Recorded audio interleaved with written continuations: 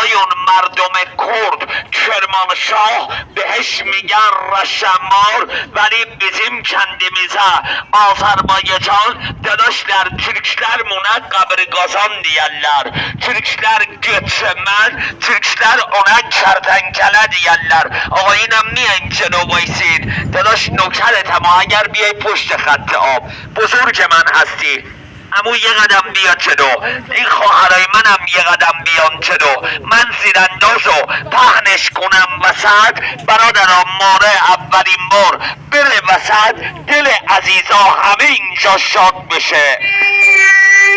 بنده درگاه